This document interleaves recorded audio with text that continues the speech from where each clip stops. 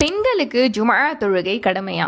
ஜும்ஆவுடைய தினத்தன்று நம்ம ஜும்ஆ தொழுகை தொழுகணுமா, அப்படி இல்லைனா லுஹர் தொழுகையை தொழுகணுமா? இதை பற்றி தெரிஞ்சுக்கலாமா?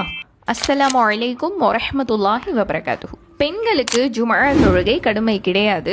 இதை பற்றி நபி ஸல்லல்லாஹு அலைஹி வஸல்லம் என்ன சொல்கிறாங்கன்னா, அடிமைகள், பெண்கள், பருவ வயதை அடையாதவர்கள், நோயாளி, இந்த 4 பேரை தவிர மற்ற அனைத்து முஸ்லீம்கள் மீதும் ஜும்ஆ தொழுகை கடமையாக இருக்கு.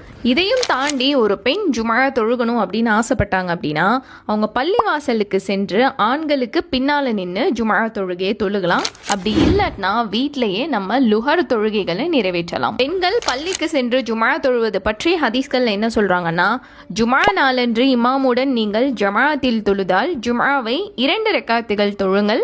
நீங்கள் உங்கள் வீடுகளில் தொழுதால் லுஹரை 4 ரக்காத்துகள் தொழுங்கள் அப்படின்னு சொல்றாங்க. எனவே பெண்களான நாம ஜும்ஆ தொழுகணும் அப்படின்னா அது பள்ளியில தொழுகணும். அப்படி தொழுக முடியலன்னா வீட்டில் நம்ம லுஹர் தொழுதாதே போதுமானது.